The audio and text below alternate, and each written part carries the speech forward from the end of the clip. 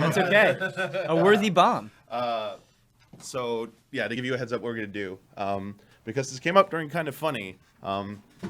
Overwhelmingly, chat demanded that Greg and Tim talk about Final Fantasy VII Remake, and they didn't do it. Oh. And now they know Jirard is here, and they're overwhelmingly demanding that. So before we jump into Marvel Ultimate Alliance 3, yeah, for sure. we want to get Jirard's impressions of Final Fantasy VII Remake. Oh yeah. Well, let me ask you guys this. You guys played it, yeah? Yeah. Oh yeah. I didn't. You didn't play. Okay. So for those of you that did play, what are your general Final Fantasy VII opinions? Are you? General like PS1 Final Fantasy VII Yeah. opinions? I mean, it was the game that introduced me to Final Fantasy, and so I have kind of an undying love for it, I would say. Yeah. Okay. What about you? So I played it years after. I played it after Final Fantasy X came out because I kind of had a lull in my Final Fantasy playing experience. Sure. Even after that game came out, like after the years had been out already, still hit me hard. Like such a good game. The fact that it was a PS1 game outdoing like a PS2 game in terms of like its impact on me, like just hold it in the highest regards. Okay, cool. So I would say I'm amongst family then. Okay. I love Final Fantasy VII. Yeah. I'm super obsessed with it. I made a lot of dumb content on it, hours and hours of content on it. And I walked into Final Fantasy Remake with really high expectations, and I walked away incredibly pleased with what I saw. Yeah, it was very fun. The combat, I think, was my concern at first, and to kind of get in there and start smashing the attack button, and it just felt so satisfying to have Cloud with the sword just smacking guys left and right and switching to Barret. Combat was definitely the thing I walked away from feeling the most confident about. I still have plenty of questions on the structure of the game and how much freedom you're going to have and how it's all going to play out and how substantial the new stuff is going to be. But the combat I thought was pretty smart and presented very well. I had concerns about it converting from turn-based to real-time. Like this was when it was first announced. I was kind of skeptical because at the time, Final Fantasy 15, I think it was like still coming out. They were talking about it being kind of close to like Kingdom Hearts combat, and They had like DLC. They hadn't really proven themselves that they could do anything that was close to like real-time action. Obviously, you know, Platinum stepped in to handle Nier Automata's combat, so I was like, oh, maybe if you got Platinum, I'd feel good about this. But finally getting hands-on with this and how it felt good. Right. It felt like it was still capturing the essence of those moves. Like everything looked right still, animation-wise, but being in real time. It was like what I wanted out of Remake. I've always said I wanted the Remake to be bold and to take risks. Yeah. And yeah, the combat, like so far, nailed the first impression. It didn't feel like they made an action game and then were trying to shove like some RPG, some strategy into it. It felt like from the outset they were really trying to have a nice, careful balance of the two, which I really like. I think it did a great job, not only harkening back to what we all know and love about Final Fantasy, but respecting it. There was so much. That's the one word I keep coming back to is respect. There's so between the music and the aesthetics, and even just seeing Cloud interact with Jessie in those early moments of the tutorial and diving right in. It's like that weird Star Wars thing of like we're home, you know, like we have that immediate response of, oh, I know this area really well. I've seen this. I mean, just looking at this right now, it's incredible. It's a hard thing to articulate because it looks completely new and like different than what we remember, but it also looks right. Like it looks like exactly, and you can't really quite put your finger on it, but like everything looks like how I would expect it to look. It looks like what you imagined the game looked like when you were a kid. Right. Yeah. Good way to put it. I loved how much kind of like love and care they put into even like the smallest things to make it feel like it just was, they were going for something bigger than even like, it felt like this is worthy of a remake. You mentioned like talking with Jessie at the beginning. If you went back and talked to her again, she had like extra lines of dialogue. Oh, you're interested in me. Well, that comes later and stuff, but now you got to like go do that. Or Barret humming, you know, the victory theme or whatever, instead of it like it didn't play. Oh, Barret hummed it. Yes. That's great. Like I love little touches like that. The music too, I thought was something I was gonna miss, and they did a great job. Yeah, even like the Mako like slow drum music was like subtly there, and at first I was like, oh, it's not here, but if you like, listen closely, it like matched the ambiance of the atmosphere, and you are experiencing Final Fantasy VII almost for the first time all over again in a way that is just really comforting. I love how everything looks. Like, obviously, it wasn't a demo, but I want to say again, I really like Tifa's design in this game. Her animations look really good. Like, I was like, I just want to play as her now. Like, I just want to see those nice melee combats. I want to do all of that. And yeah, I was like a little worried, but they nailed it. Like, they both pay like respect to like the original design while like updating it. Like, I think this is like the most badass she's ever looked, honestly. Absolutely. Like Advent Children, I thought was it couldn't get any better than that, and like this one's like, okay, I like this. This is pretty good. I think one of the coolest things about this too is that for the first time ever, we're getting full control of each character individually at a time. So obviously the AI takes over when you switch characters, kind of like in Secret of Mana, right? You delegate and you switch, but the coolest thing about that switch is, like, when you play as Barrett, it feels fundamentally different than playing as Cloud. Yes, you press square to shoot, but even his abilities, his limit break, it feels like you're getting different characters, which is exciting because when you get someone like Tifa can't hit flying enemies, but she can sure as hell body a couple of guys who are in front of her. So I'm excited to see what happens when you get characters like Yuffie and Vincent and see how that changes gameplay. Absolutely, because in the trailer they like showed the Tifa and Cloud fighting side by side, so the whole like maybe there's like melee combo dynamics that we haven't seen yet because you're using two types that can interact like that, or like how much depth there's still yet to be seen. Like, I cannot wait to see what they have in store for us. Yeah, it's not just that you can switch, it's that you need to. And even just in the demo, it's like Cloud's like, I can't hit these guys above us, and so you switch to Barrett, or just them having different spells where it's like, okay, Barrett has Thunder. He's who I need to switch to if I want to take advantage of this weakness. But something that we like do not see enough in the game industry is I always feel like there's this push to make things bigger and more cinematic and have more set pieces. But I feel like when that happens, it usually comes at the cost of depth, where it's like, okay, we're going to make this visually more exciting, but it'll be more mechanically tame. And in the Final Fantasy VII Remake demo that we played, the Scorpion boss fight is way more interesting than it was in the PS1 game. In the PS1 version, the fight's over in 3 minutes. Right. And so they're taking this new style and using that style to add more mechanics and make it a more interesting fight, which I think is very encouraging. And how insane is that to think that's just the first boss? Yeah. Like, what do they have in store for everything else we know is coming? And everyone's been everyone. I feel like if you were at E3 and you got to play the game, you kind of you really got to see what this was about, right? Everyone at home in the comments all over the place are like, I don't know. It's the first 5 hours of Midgard. It's a contained game. How are they gonna make this work? And honestly, even though Midgard's the first 5 hours of the game, we have 2 Blu-ray discs that are 50 gigs each. It's 100 gigs of Final Fantasy VII just in Midgard. That means this game isn't just 5 hours anymore. This section of the game, you're talking, it could be anywhere from 40 to 60 to 100 hours. Yeah, you're already seeing hints, Jirard, of what they might plan to do to add extra stuff. Not just the fact of converting it to even more realistic 3D visual style, but the new scenes we're seeing.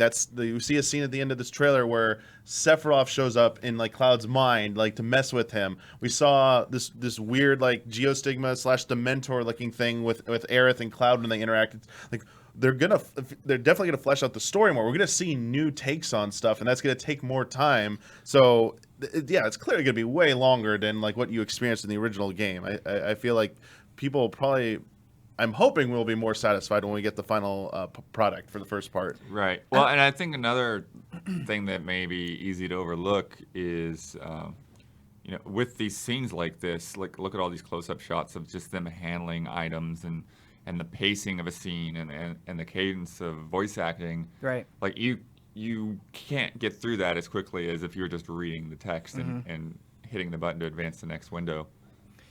I also think, like, if you just take a look at this, and you're like, it's only this location. Like, conceptually, this is one of the most fascinating spots in all of Final Fantasy. Oh, absolutely. 7. Right. And so the thought of being able to explore this place more, being able to explore Midgard more, is really exciting, because I think, like, just the idea of it and how much it like affects the people who live there, there's so much to dig into. which is really cool. I mean, it's like we also write off the small things from the first game, right? You know, like you brought up the Sephiroth scene that they introduced here. That scene did happen in the first game, but it literally was like the screen went red and it was like Cloud, watch out. And he's like, what? Oh yeah, we're about to build this up. But like in this demo, we saw literally this scene right here where he's like, hey Cloud, it's been a while, and yeah, like immediately the cadence, the intention is so much more drastically different. And I think that if they're going to have a lot more moments like this right here, it's only going to help the overall narrative. And you know, the fact that they're trying to make Midgard its own game, you know, it's only going to get, if it's going to be this size, this scale going forward, I can only imagine how long it's going to be until we see the whole thing. It's a really good point, because I think one of the complaints leverage against the original version of this game is the way the narrative is delivered. It can be a little bit tough to swallow at times. How character development is handled, what's really going on, basically got a little confusing to some people. They have a chance to maybe do it a little bit better, a better take on all that. Right. So it feel like it just comes off a little bit smoother this time. Well, and they're not messing around. You know, Final Fantasy VII is the most successful in the entire franchise. Right. You know, we haven't seen any other Final Fantasy get a treatment like this, because the level of passion and love for this game with the franchise is huge. Everyone's been talking about this since the PS3 demo back in 2005 and 6, you know, and here we are, all, you know, what, 12 years later, 13 years later, it's actually here. We're seeing it. We're playing it. Just to go back to the story really quickly, the story of Final Fantasy VII does get complex, but I think that complexity is exploring like a bunch of worthwhile things, like Cloud's struggle with identity, everything going on with Sephiroth, just the battle for the planet in general. I think, like, yeah, I totally understand, and I think it's valid to bring up, like, oh man, we might be playing this remake, you know, we might have to wait to finish the story for years to come. I get that, but at the same time, if it means we can kind of slow down and explore these topics a little bit more thoroughly, and give them just a little bit more time, I guess, to blossom, it might be an even better story than what we originally saw. Maybe. Yeah, absolutely. Not to mention the fact they can work in all the supplementary materials and games that were released around it to kind of flesh out that world building process, like working Crisis Core stuff and like things like that to like help, you know, establish better motivations, like having more in-depth background to Zack with Cloud. I think would go a long way. Yeah. Especially Crisis Core. Zack is such a cool, fascinating character that literally defines Cloud as a person throughout the entire story. And you learn to appreciate all of the characteristics of Cloud because of what we know of Zack. And so I'm with you on that. I want to see how that plays into the overall narrative. Yeah. Last thing, I know we were talking about combat already real quick, but like we already talked about in our earlier sessions, like the fact that you're working up to stagger, like taking that Final Fantasy 13 concept, executing it in a like kind of similar fashion, but with real time. I love that. It gives more purpose to the like switching between characters. I love that. The thing that's so frustrating about Final Fantasy 13 is the combat system is awesome. I agree. I love the combat system. It is really. It has a lot of depth and it feels different than anything else. It's just they don't really make battles interesting until way later on in the game. And like really way later on in the game. Right. And so here, just having the first boss feel like it was applying the ideas underpinning that system a little bit better, I think is encouraging. Like, it just seems like they've learned the lessons with this. Now, were you guys privy to the fact that they had a 45-minute behind-the-scenes demo? Bradley Ellis got to check that out. Yeah. Yeah. Lucky person. I tried to sneak in. I couldn't make it happen. Oh wow! Maximilian got in. He got in. I heard about that because someone was telling me like, oh, Max got to see extra stuff. I was like, yeah, Brad from us got to see it too. It was basically like Brad explained it was the full bombing run sequence essentially. Like they got to see everything there. But there's one thing that I haven't shown off that I do want to see at some point. Like it's like the one thing I'm most anxious or highly anticipating is seeing that first summon. That first summon on screen. Yes. After the Final Fantasy 15 interpretations of them, like I'm really curious, like whoo, some of those big ones. Like, if Knights of the Round was 3.5 minutes long, if it actually dropped frames, I would not. Like, that's accurate. That is the creator's intent right there. It is supposed to do that.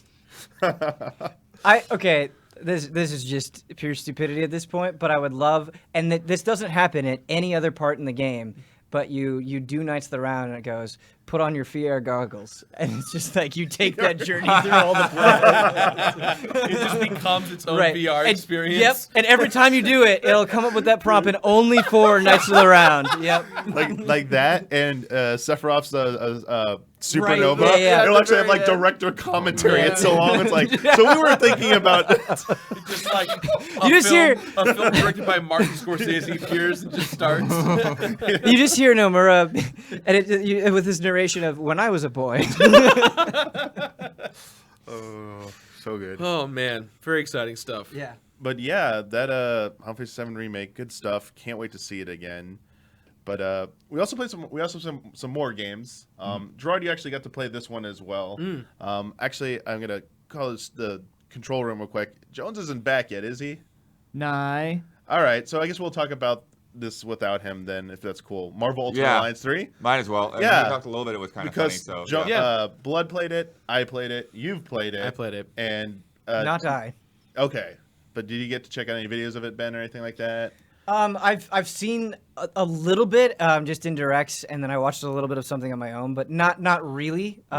we have some direct feed of it too. Yeah, you can see it in there. and Nice. good stuff. So Ben, the reason I asked that, and obviously the rest of our panel, I'm going to dive into the little bit of negativity here. I did not think this was good. It does not look a bit. I had a moment like that at E3. Yeah. I felt it was really rough. I was not a fan of the extremely exaggerated, zoomed out camera at times. That's funny because Brandon was saying he was more of a fan of that. Yeah, like it was interesting because he said that earlier in the kind of funny discussion, and I was like, "Whoa!" I was the complete opposite of that. I did not want it to get ever more zoomed out than this. And things I know it's the nature of the Marvel Ultimate and Legends games that they're supposed to get chaotic, supposed to be like going on screen, but it felt to me a little bit too much of a relic of the older style, like the PS2 era, and I was hoping they might have tried to address that and update it to accommodate for that, and it was just a little bit more of the same. So if you're looking for that, that's great. But for me, I feel like I've kind of moved on from that. I was gonna say my overall impression was I recently just played or completed Ultimate Alliance 1 and 2. Okay. Since they got remastered, and I think that this very much feels like a PS2 game made in 2019. And I don't necessarily mean that in graphics or presentation, but just in the way that it handles with the camera movement, with the chaoticness that's going on. Yeah, it's great to play with 4 people, but it feels like a game that's pretty dated because of when it came out. And I don't know if it's a good thing or a bad thing. I felt like it was almost like a weird retro throwback to a time that's not even retro or throwback yet. I understand that it is necessary, but the constant outline is kind of bugging me. Oh, the color outline? Yeah. And so the you don't thing get to is, lose for your me, character. I didn't necessarily feel like it helped as much as Did it not. should. Like, I still, me- a lot of times, was like, where am I right now? I was Spider-Man in this footage, and I kept losing. That's why I kept swinging around so I could see myself. I just had to like jump up and get above everybody so I could like keep track of my character easily. Did you guys ever end up using the super ults? Yeah. Those things, you could just trigger them on behalf of your team, and the screen just gets more chaotic and chaotic and chaotic. And it was cool to do, but it was also kind of not that purposeful because everything just blew up, and you're like, oh, that was pretty easy. Yeah, just cleared out the screen. Performance-wide, it kind of the part we did at the end of the towards the boss or the end of it, and it kind of killed the performance of the game. Yeah. it just like died pretty much. I was gonna say visually this game is fine. I'm not like bummed by it, but it needs a little more polish. Yeah, like I like feel. the art direction they're going for. Just they can maybe. It feels like it's a little bit budget. Yes. This is the nicest, most unrude way I could put it. Yeah, and especially because this thing got revealed at the Game Awards last year, and there was a lot of anticipation for it. And it feels that since in the time that we saw, the Game Awards, we didn't even really see a demo. We saw a trailer that got everyone excited, and then a couple of months later, we announced that the X-Men are in it, and now we have gameplay, and we're playing it, and again, it just does not seem. it needs to go back in the oven for a little bit. I feel like. And yet it's coming out next month. So. Yeah, which Yeah, means it's not going to get it's that. not going anywhere. Yeah. But I feel like everything I'm hearing about Ultimate Alliance 3 is like no one is saying anything that really stands out. Where it's like, this is this idea that this game has that is really cool or anything. Like I'm not getting any of that. It just seems kind of basic, which beat 'em up, understandable, but I don't know.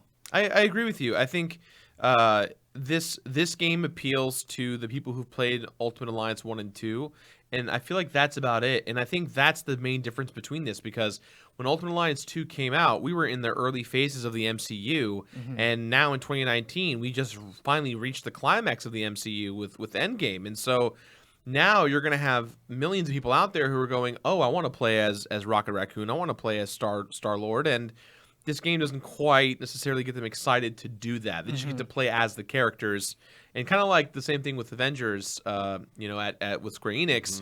It's the offshoot of what they look like, so it's not quite what everyone's familiar with. And so already, whether you're an Ultimate Alliance fan or a generic Marvel fan, there's not really a place that you feel comfortable when you're playing this game. Yeah, I mean, you've played those recently, you said. Yeah. How do you feel about the feedback of like just using a power and punching guys? Because I felt like I was using things, but they weren't really connecting that strongly. That's honestly like what those were like. Okay. After playing Ultimate Alliance 2 last year, it feels like that. You get these powers, you're using them, and depending on the character, if you play it, I feel like because the characters are class based, if you play as the Hulk or Venom or Juggernaut, you got these huge AoEs that are really impactful. But if you're playing as Spider-Man, like none of your moves really do that much other than you look cool when you swing, right? Like it doesn't really have an impact.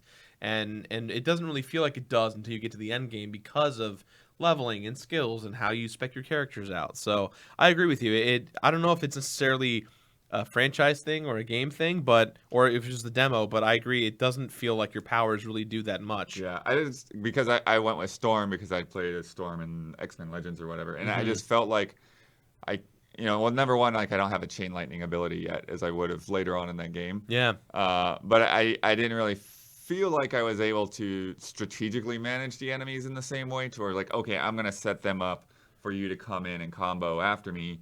It just sort of like, just throw everything, whatever I can at the screen now. Man, the way the camera is zoomed out, it just seems like it would be a mess in some of the more chaotic fights to like really target what you want to effectively. It starts getting that way, I feel, coming up. Like right there in the back, whoever the yellow character is, Spider-Man like fighting in the back, that seems like super hard. I was like, am I hitting him? Yeah. Just annoying, I guess, rather to... yeah, and I think maybe that's it, is that because everything's more distant, it's a little bit harder to connect to what you're doing. Because I'm using the ice ability, and I'm sure that if you could clearly see what's happening, you could probably, use that to your advantage. But if you're just trying to see where you're at, it's a little harder.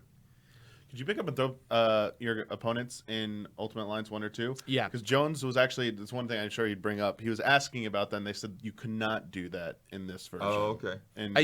You can depending on the character. Okay, so it's a character. So like Hulk could pick them up and be like, ooh, a toy. But everyone else, they could at least grab them and maybe punch them or hit them with their power to launch them, but not like a full-on like animation grab. Gotcha.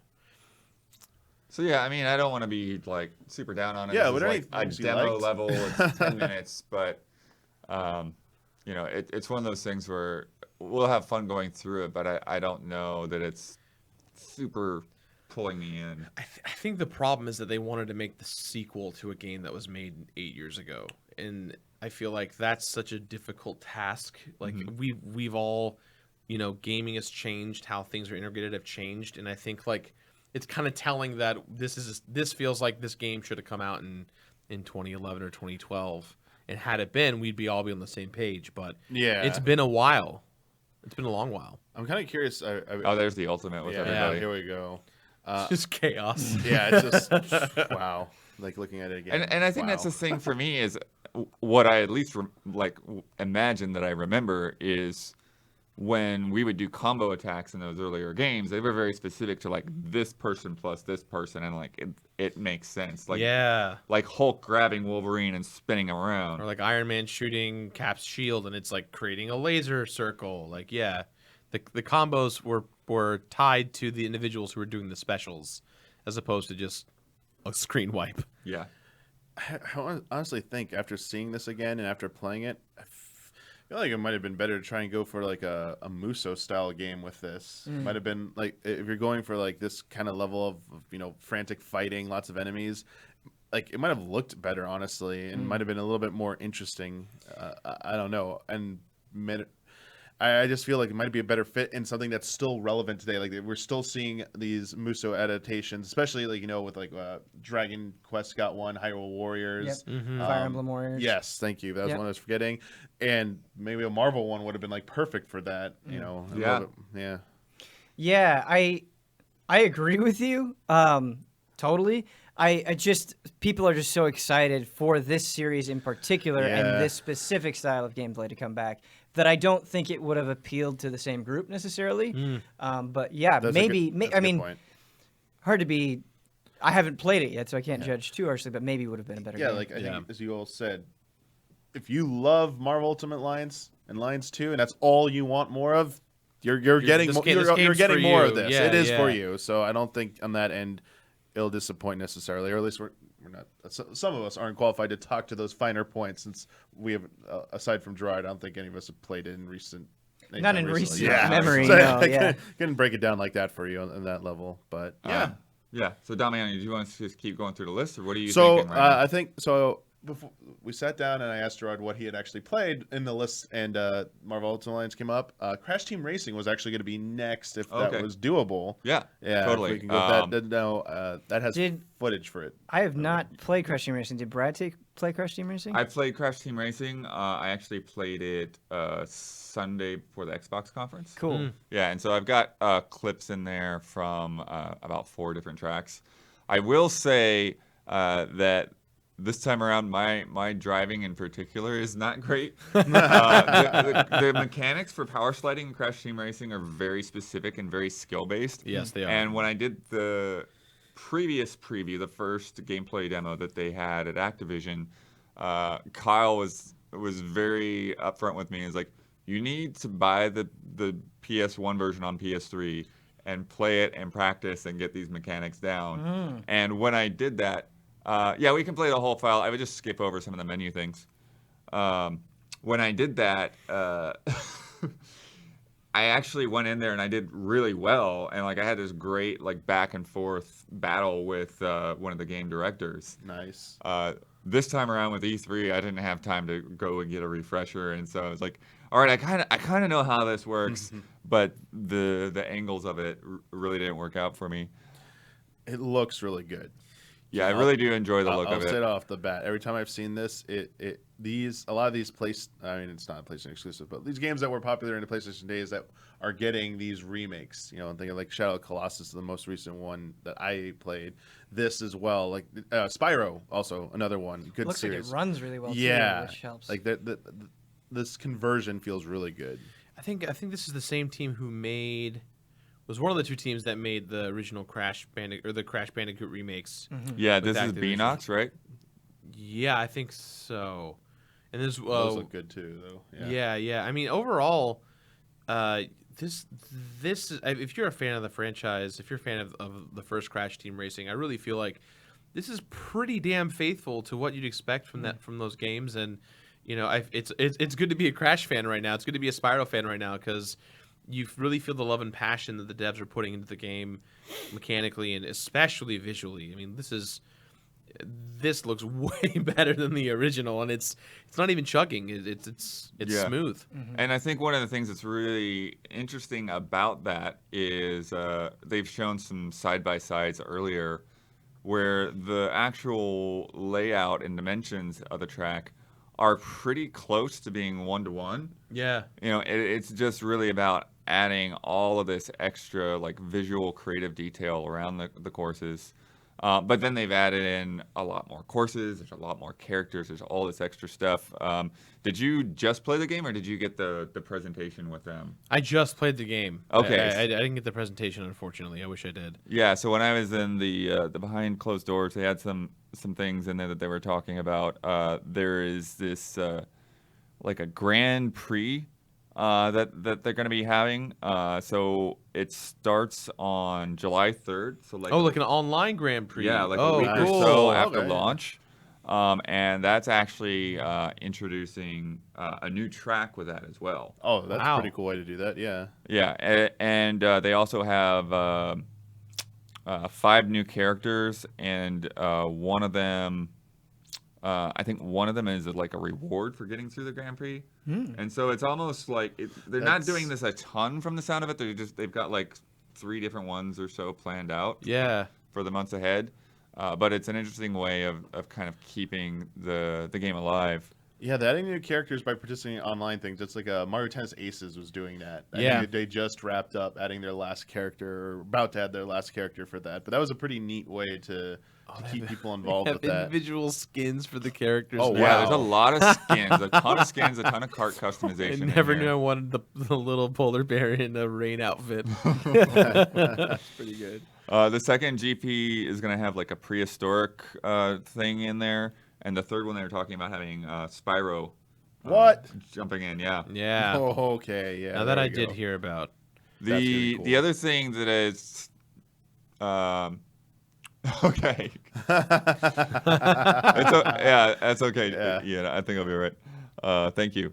I'm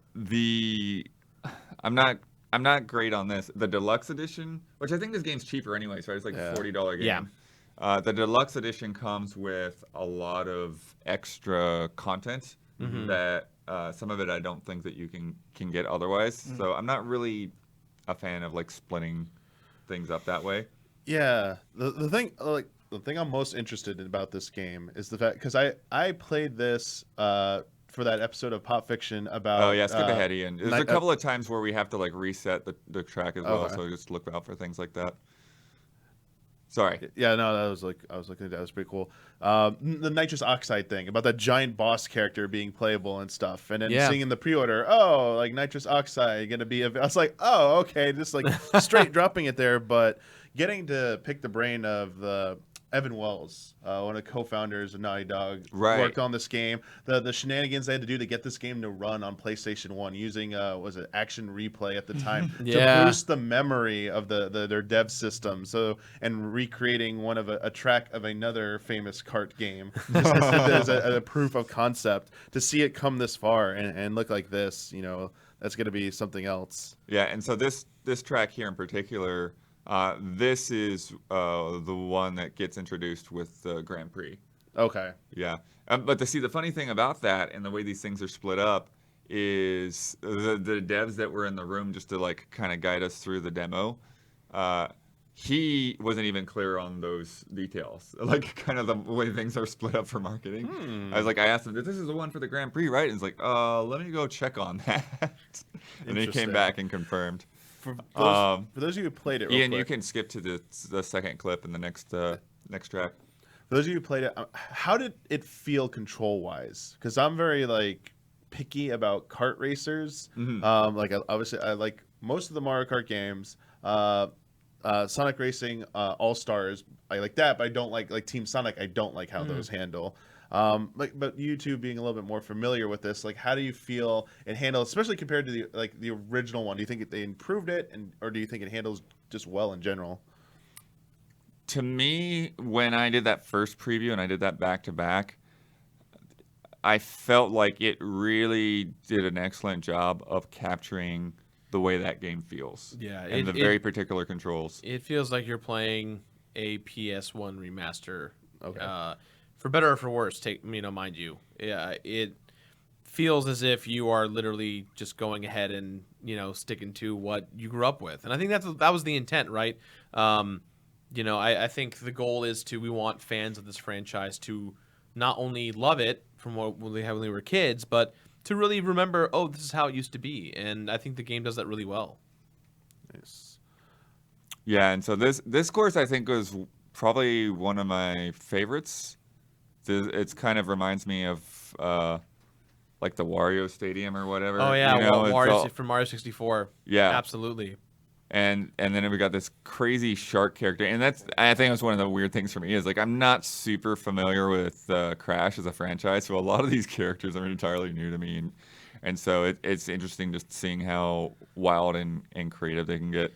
It's actually kind of funny because when you think about Crash Team Racing at this point, there's literally 3 Crash games. So like it's like Crash, his sister, the woman he loves, some of the animals, and then all of the villains as racers. So it's like there's not much. You can go ahead to the final track if you go a little further in. There's not too much to need to know when it comes to the Crash franchise for Crash Team Racing. Yeah. So this is the last one I did. Is these airships, and this was actually the hardest one. This one I'm like totally failing at because it's almost like an F-Zero course in the sense that there's not a lot of barriers.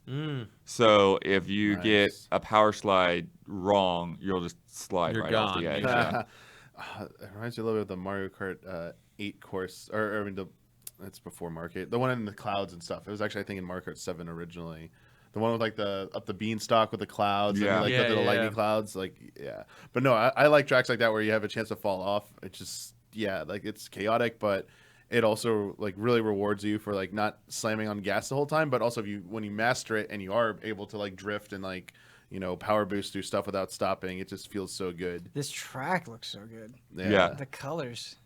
So Damiani, I don't know if you can see, but when you're sliding, the way the mechanics work is you initiate the slide, and then there's this like meter that revs up on the lower right. I see it. Yeah. And then so you're holding the power slide button, so like one shoulder button. Okay. And then you're basically gambling on how high this meter gets. So you want to hit the opposite shoulder button when it gets as close to the end of that meter as possible to make your boost stronger. I saw multiplier at the end of that though, like a ×2. Yeah, so I think that's telling you how powerful your boost is going to be. So you can play it safe and just like hit one and then the other when it gets hit it again. Yeah. But if you get it like really close to the end, then you can get a lot more boost, and then you can also chain up to 3 boosts that way. Whereas if you miss it, then you would have to start a whole new power slide in order to get boosts again. Gotcha. A lot of the skill in this game comes down to knowing when to take that risk and knowing when to accept the risk. Like, this turn is harder than others, but if I go ahead and, take it in a bit more slow, I'm going to be just fine. Whereas if you're doing time trials, which are the worst, you really have to memorize the courses down. And I feel like that's the case with most games, but for Crash Team Racing specifically, it really comes down to managing your boost meters as best as you can. Sorry, I just have to check a message from one of our other guests who might be showing up later. Oh, sure. Just double checking on that real quick. Sorry. But yeah, I'm actually really looking forward to this. So far, everything that we've played it's just been like this. It's just been single tracks. And the thing that when I did download the original game, like Kyle suggested, the thing I'm most interested in is going through this story mode and the hub world, and we've seen just pretty much 0 of that so far. Well, and that's the thing about this game, right, is that originally when it came out, it was kind of rivaling that of Diddy Kong Racing, where like the narrative story mode was such an important component of it, and so the fact that we've seen so little of it is kind of not worrisome, but they're really trying to keep a lid on it to make sure that when we do see it, that, and we're 2 weeks out now, maybe even less from when this game comes out. I think it's next Friday, It's a week actually. from this Friday. Yeah, a week from 7 days from today. Yeah, I need to email. So I'm surprised that they didn't play the full version there. Just let you try anything you wanted to do. Yeah. And I know you just name dropped Diddy Kong Racing. That's one other kart racer I'd love to see come back, especially after that new renewed Nintendo Microsoft relationship with that Banjo and Smash. Oh man. Everyone's talking about a new Banjo-Kazooie. You know what? Diddy Kong Racing. I'd like to see that come back. See a remaster of that would be excellent. You know what's funny though? Both games have this like little kid tiger. Yeah. It's almost like the Timber same the tiger, character in both games. The rest of this month is just brutal. We have Cadence of Hyrule, which just came out. Judgment is next week. This is next week. Mario Maker 2 at the end of the month. It's like developers and publishers, please respect E3. Please respect E3. Respect, nah, I'm kidding. It's yeah, but it's good though. It's good to have this stuff. Oh, because absolutely, People yeah. always are like clamoring once E3's done. It's like, all right, what's next? Right. It's like, yeah, well, here you go. You know, you got plenty of games coming out in the next Yep. few weeks. It's gonna be good stuff. I could be wrong in saying this too, but I feel like this year E3 overall was definitely I don't want to say an in-between year, but there was definitely a we'll see you in 2020 kind of thing. Right. Kind of similarly Yes. seen across Yeah. the board. Yeah. And no, that's a bad thing, right? Not everyone can cough out a title every year, you know, on all cylinders in any capacity. The only show where I felt like that wasn't as much the case was the PC Gaming Show, where a lot of it was, hey, this is coming out later this year. But yeah, I agree. With the rest of the conferences, it was definitely 2020. I think one of the things to me, Jirard, as having been to a lot of these, is the public has thrown off the balance of everything so much. Yeah. And it was like weird because the last year or so, it was just like this flood of crowds. And I feel like this year, publishers have reacted to that in a very good way by having a limited number of games on the show floor and a much bigger presence in meeting rooms and booths. Like Yeah. I think I only had like 2 or 3 appointments that were on the show floor. So many of my appointments were in the Behind meeting closed rooms doors. or in the concourse hall, which is just like a big row of cubicles. Yeah. And there's a lot of great stuff throughout all of that. But if you walk the floor, it looks like a ghost town. Yeah. So it's a really strange thing for them to try to find this balance. And I forget who the interview was with. I think it might be a GameSpot, but Phil Spencer was, kind of calling out Sony for not being there. It was like Sony needs to be at E3 or like makes everything really weird. But Yeah. I almost like I want to tweet back at him because it's like you guys are in another building. And like even though that's officially E3, you can't really Yeah, that's say so it weird how that hurts the works out floor like a that. lot. Absolutely, it does. Yeah. I'm the only one that played those first party games because nobody else was going to leave the building, walk across the street, go through all these security hassles, and like you have to Go like next to walk the through a dumb parking garage to get mixer over Yeah, there. thing. it's annoying, and I can understand it, but if it was getting overcrowded, like the exhibit halls were just like packed up, there's no more capacity. It's like, oh hey, we're gonna do your service. We're gonna rent out another venue right next to it so you could fill up with even more people. But that's not the case. People are pulling out. Yeah. And yeah, it was weird seeing like signs, official E3 signs saying, "Don't forget the Mixer and Microsoft experience over at LA Live next door." And it's like, I wonder if it's like the E3, like they really need them. Like even though they're not in the location anymore, we got to play ball with them because we can't completely cut off that umbilical cord there. Well, I think it's fascinating too, right? I mean, you guys were at E3 last year, I'm assuming, and you saw what little of Sony's stage was, right? It was essentially the Yeah, there was Spider-Man actually a show. big open space. And it was massive. Like that stage was so large and so long, and there was nothing on it. They were filming a show in the corner of the room, and they had a big like 60-foot wall of visuals that you just were like, well, I guess I'm gonna sit down here and rest my feet. And that's what you did all day when Sony had their booth. And when you think about Sony as it is right now, how many times can they tease The Last of Us 2? How many times could they tease that new Sucker Punch, Ghost of Tsushima. Yeah, Ghost of Tsushima. So it's like, if those are the only games we've got, and Medieval, obviously. Medieval's been like up in the air with what they've been teasing us left and right, but they don't really have much in the first-party chambers to be showing off, and I really feel like that's kind of the point of having the big three there, is really showcasing what they are producing. And Right, but that's true, but at the same time, well, they're also helping and supporting. Sony in the past has been a place where I could go and grab a lot of these indie games, or not even just indie games, That's but like true. That's oh, true. you know what? Like you can't play Battlefield because EA's booth is all crowded, but it's also at Sony's booth. Yeah, and it's also that used to be a Microsoft's good- right, booth, you're right. That was a and good you trick could, to you do. could Yeah, get yeah, in yeah. and play those games. Yeah. And you say something like Ghost of Tsushima, and like how much more can they really show? And I think to myself, like, well, most of it. Like I still don't have a great grasp of That's fair. how that game will play throughout its duration. I mean, I feel like we've got a little bit of a taste of it, but they've just been so kind of elusive with really hard details on what that game is. And obviously one game probably not enough to bring them out, but I think you could probably, just based on what we've gotten in the last couple of State of Plays, like assemble something. Yeah. That we could provide more information on. Jirard, did you actually get to see Xbox either? No, I tried. I tried to get over there, and when I could, there was lines, or I missed my appointment because I went to the Final Fantasy VII concert, and so I had to in order to get to the theater in time. So you had the showcase appointment that was directly after the briefing. Yeah. I kind of got screwed the other way because I'm expecting that because that's the way it worked last year, and what they did is they signed me up for the next day, so I ended up missing like 2 mornings here because I was at the briefing one day and then I was at the showcase the next day. Yeah. But I actually, and again, this is the dilemma that Microsoft has because they're taking away from the show floor and they're kind of screwing with the whole vibe of E3.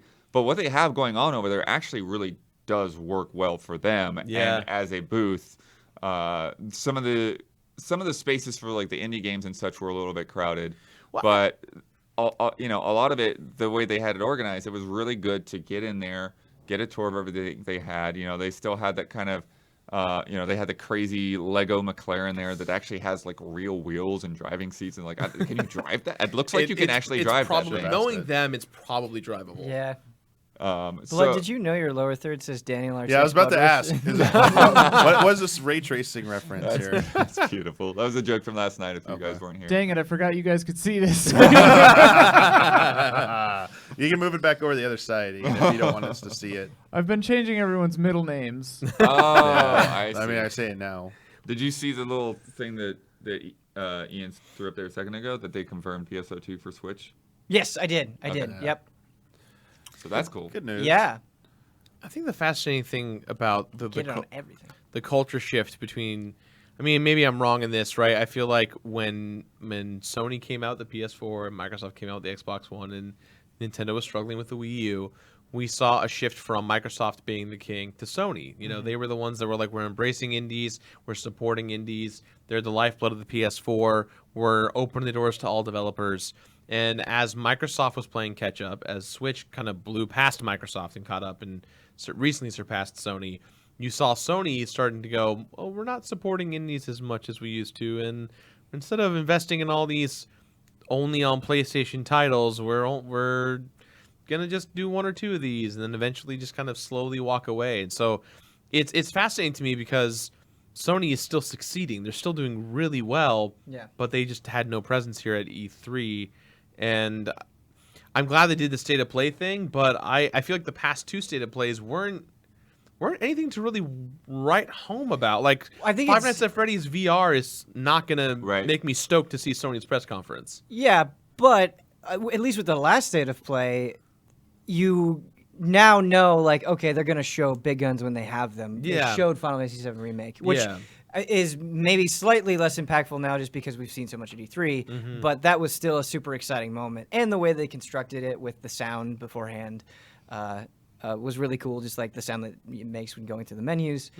But I agree with you, Jirard, but I think a lot of Sony's success has come from when they do go in on something big, it has paid off. They went in on Horizon, it paid off. Like, that was a game that people really responded to. When they went in with God of War, it paid off. That was a game that really responded to. Absolutely. And so it just seems like they're investing in the right teams and the right ideas.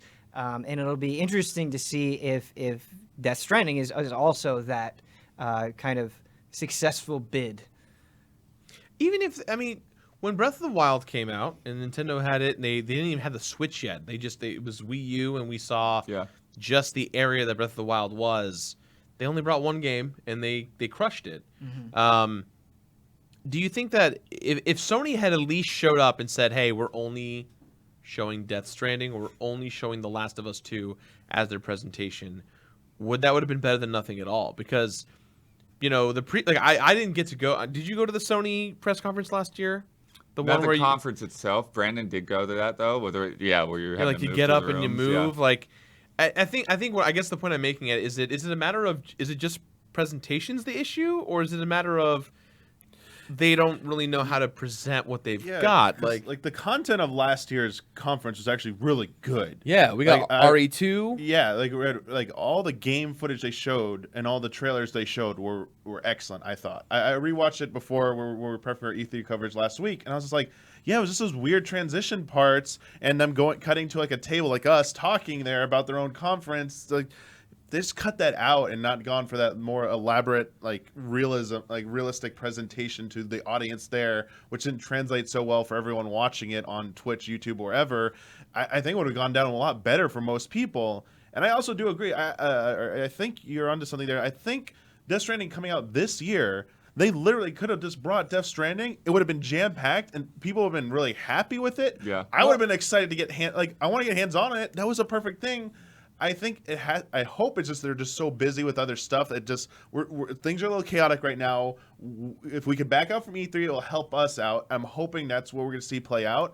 Otherwise, I do think it's a huge mistake on their end. But I gotta believe there's a reason behind it. I do think hindsight colors it a little bit because when Nintendo focused so heavily on Breath of the Wild, I definitely saw a strong sentiment of, well, this is lame. Like, you guys aren't your own. This is your big thing. Like, you're not bringing more stuff. This is E3. But at least we got that. Like, I'm glad they didn't have the mentality of, well, we're primarily going to be showing this, so we're not going to show up this year. Mm-hmm. Like, I just learning everything that we did about Breath of the Wild was really exciting. And maybe, I guess, in a general sense, there may not be as much excitement for something like Ghost of Tsushima, for example. It still would have been really cool to learn more about the game. And like Damian was saying, it would be cool to any Death Stranding information they give. I think naturally just draws a lot of interest. They could have just put the baby in the center of the Oh, conference floor absolutely. with Right. just with Hideo Kojima Could you imagine going, the it's swag if coming. everyone was Yeah. walking around the conference? Oh, with holding a babies baby attached on to their their chest. Oh gosh, that's And what you that's get what for they playing did, the demo. That's like your thing. There was a for similar doing stunt with Horizon where they had the robot walking around. That was all brilliant, over. yeah. yeah. Yeah, like I mean, there's no shame in like copying what works from other people. Doing a focus on one game, I don't know if anyone else just feels adverse to doing it because Nintendo did it. They did it with Mario. They did it with Zelda. Like, I mean, that I didn't do this year, but it was kind of their thing. Also, like, but I mean, Sony clearly, I feel like they have to get past that because they introduced State of Play, which is okay. Directs work, they're a cool thing. Let's do our own spin of that. Even if they just brought like Death Stranding, because it is coming out this year, they could have followed up with a supplementary like equivalent of a Treehouse Live of their own, like State of Play Live or something where, hey, let's take an inside look at Ghost of Tsushima, get the developers out here, nice controlled environment for that. Same thing like Last of Us 2, here's this. They could have even brought on like they could have brought on Square Enix and the developers talk about Final 7. So it's those games that have a strong tie to PlayStation because of those exclusivity deals, whether they're limited.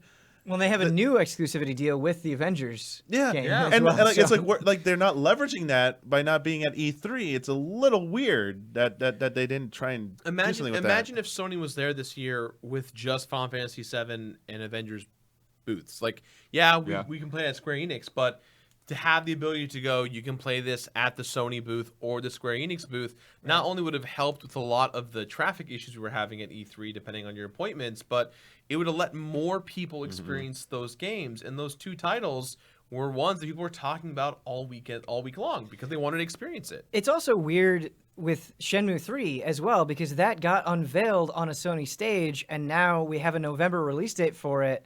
And it doesn't And it just seem became an Epic tied to Store Sony at all. exclusive, Yeah, yeah. yeah. So like that like if you're like, oh man, we really don't have that much, that's something that you can bring out that I think will really please hardcore fans. I don't know. It's just weird. Yeah, it feels like it's entirely driven by their first party lineup and a reluctance to do anything concrete with PS5, which I think may be, again, a knock-on effect of the public being there. Like I was talking to Ian yesterday about the guy that snipped the GameCube controller back in 2001. And like, What? yeah, the one before the GameCube was out, somebody just took wire cutters and stole a GameCube controller. those form factors, those analysis things, like getting photos, those are a big deal. And then he put it on eBay. Oh, like then an he's idiot. okay. Yeah. Okay. Oh, okay. man. You dummy. Oh And thus, man. Nintendo Ninjas were born. Right. But that's the kind of thing where, if that happened back then when it was very limited in terms of, what industry and media could get in, and now you have the public here, I can sort of understand the concern of Sony of like, well, we don't want to show next gen at E3 because all these people are going to be there, and it's going to create like a huge, massive traffic problem with people getting into the booth. And also, I think that they're wanting to maybe, I don't know, maybe this is wrong. Maybe they want to like not show games so far ahead of time because I feel like Horizon we got sick of. So do you think that just because the public has access to E3 now, do you think that maybe influenced Sony's decision to not be there? Because it's like, it might be harder for us to show things that are a ways off and like, I guess just communicate that effectively to a wider pool of people?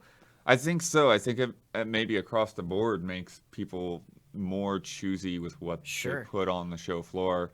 You know, it can't be, you know, I don't remember what Turok game it was, but like there's, you know, there've definitely been demos that were prone to crashing a lot, you know, and I remember even when the Grid demo that I played this year, like they got that thing and they loaded up into the PCs like, you know, the night before or that morning, you know, and had to figure out like, okay, what do we actually have here? What can we show people? And it's, you know, it's a tricky thing to manage that and then also put it in front of the public. Let me ask you this, guys. Do you feel that it's important for a company to win E3 with regards to either games or presentation? Like if Nintendo shows up and they show off Luigi's Mansion and it's great, like, but they didn't win E3, should that affect the success of the company and their overall show? I don't really think it has a long-term effect. You know, it's sort of just a talk of it's what you remember about the show. Really, is what it ends up being. You know, and it's really more of an E3 story than something that goes into how that game gets received down the road. Yeah, I think it matters so much less than it used to because the mentality of both developers, all three, developers, publishers, and consumers has changed completely. Like, Microsoft's whole message is, like, we just want you to play where you want to play. Yeah. And it's kind of weird going into the Nintendo booth and, you know, seeing, like, Dead by Daylight, a game that is so associated with the PC, and there are a lot of those types of games coming to Switch. That was not where Nintendo's head was at a generation ago, 2 generations ago especially. And so I think there is more of this focus on coming together. You also have like much stronger calls for crossplay across all systems as well. Yeah. And so, yeah, the line is definitely blurred, which I think Xbox is good. is over here telling me that they've got games coming to Steam. You know, right? What is happening? Yeah. And I guess to me that's what it should be, right? It should be about the games. It's not like, oh, you know, my devotion to this company paid off the best. I feel great for being their righteous soldier. Yeah, it's man, like, no, I just want cool Xbox. games. Yeah. Yeah. Exactly. All right, that was kind of funny though. That was kind of funny. Yeah. I agree. I don't think it matters as much anymore. But I wonder to publishers though, and does it matter to them on some level? Like, does it still hold something like kind of like maybe like a psychological thing to them that like they want it? I think there's more value in that. Like I would maybe redefining the terms. They should be redefining the terms as winning E3 is like we had a successful E3 in that like we had a good turnout. The game showed well. It's not that we're not beating anyone else. Broke. Yeah, we just showed well. We're not competing against. It's not a competition. I feel like it's something you measure as like your personal, like, you know, by a personal level. Yeah, I agree with you, but I also think just as the technology for games change, it's less about you can only get this here, because we're talking about playing a game like on our phones at any point and have it just streaming. It's not so much about like you can only get this here, but you can get this here. And so I feel like I've seen companies' message be like, hey, yeah, you can get this game on any other platform, but we're getting it, and isn't that exciting? And you can play with your friends who are on other platforms. So really just emphasizing the fact that they're going as broad as they possibly can go. Definitely. Damiani, do you want to? I was gonna say, some of your games? Actually, I was wondering if we could do this. So it's we have some other guests who are getting close to arriving. Okay. So I was wondering if I could pull. Jirard is welcome to stay up here, but if I want to start getting prepped for we're going to be coming back at some point soon with friend code live. We're actually going to be doing it live instead of recorded. So I got to get that prep work done and get other guests. So if you want to stay on, you can stay on, Jirard, or you can step off with me if you want to take a break, and we can get some other people in here to talk about some other games, as long as it doesn't involve me, so I could go do that, basically. Oh, okay. So you want to wrap now, or? I'd like to step off, and Because I've got, I think, two to three more for you. So I don't know how quickly you would be able to get through Ni no Kuni Remastered, Yooka-Laylee, and Final Fantasy 14. Well, I'd like to say 14 till after. Okay. That's going to take a while because we have another component to it besides just the discussion. So I'd like to wait till after that. But yeah, we can do Ni no Kuni. We can do the other two, probably. Okay. Let's get through those. Cool. So Ni no Kuni Remastered first. So Ni no Kuni Remastered. You said you got to check it out, Jirard. Yeah, so I'm more interested in hearing your thoughts about this because I've already played this game to death. So yeah. I actually hosted the Bandai Namco live stream for it yesterday. Oh, nice. So I got to Lucky. I got to play it for about an hour 20 minutes. And look, I love Ni no Kuni 1. This just feels like Ni no Kuni 1 again. They did a great job. The most jarring thing in the best of ways is that the game is no longer 30 FPS. Oh. It's now 60.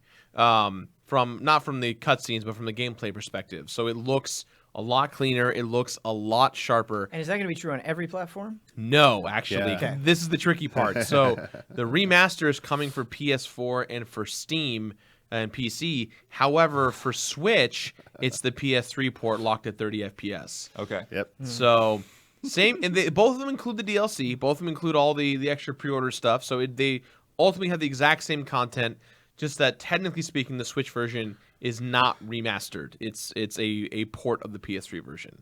Got it. One question I didn't see answered yet. I'm very curious about because the original PS3 version, you could get a version of it that came with the physical version of the book? The book. Yeah. I have not seen if they have any plans to try and do that again. I can confirm they have no plans. Okay. We got that question a lot on stream, and they I want said that book. the book is sick, man. Yeah, the book It's- is sick.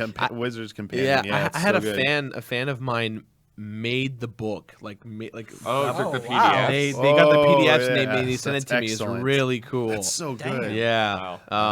But yeah, I mean, it looks great. It plays exactly as you imagine it playing from the PS3. I'm glad that it's now digital for everyone to consume whenever they want. Yeah.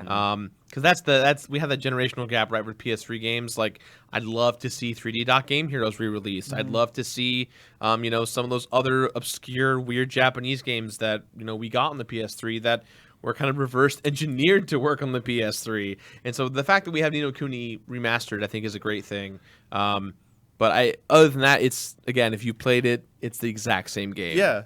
It was No new content, nothing new to come with it. It was a little interesting going back to this battle system, after having played Ni no Kuni 2? 2 so much. Yeah.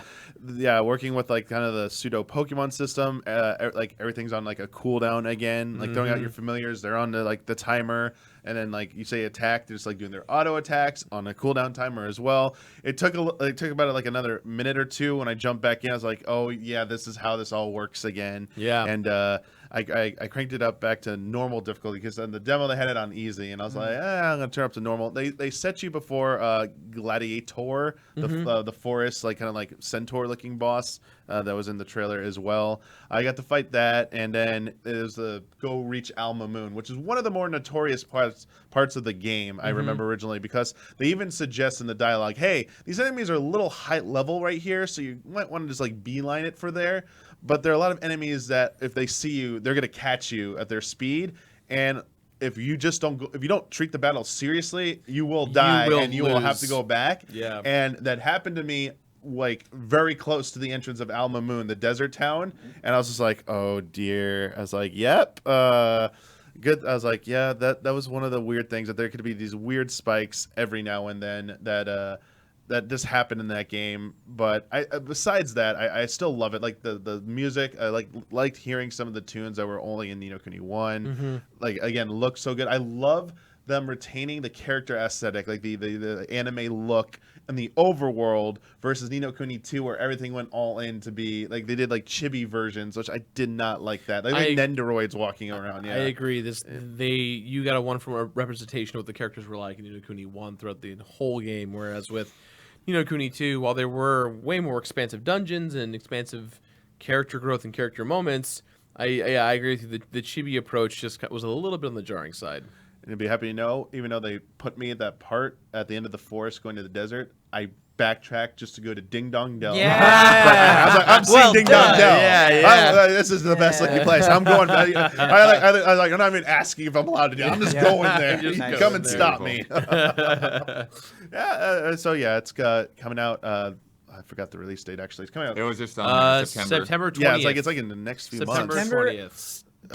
Another Yeah. stack September Yeah. release there. So I know a lot of people are asking about this after Ni no Kuni 2 came out, because it came out on multiple platforms, and people said, well, where's Ni no Kuni 1? It did so well. Why does it get this treatment? There you go. You have no more excuse. And if you didn't find Ni no Kuni 2 to your liking, but you've heard so much praise about this one, this is like your chance to get in on this. And definitely, I think it's definitely worth it, especially for those Studio Ghibli cutscenes in there. The only version that has them. A pretty Well, emotionally DS has it affecting too. story. Oh, I mean, absolutely. yeah. Oh yeah. Whew, the first 20 minutes in Ni Yeah. no Kuni takes you places that Yep. no one expects you to go. Yep. It's pretty great. Oh yeah.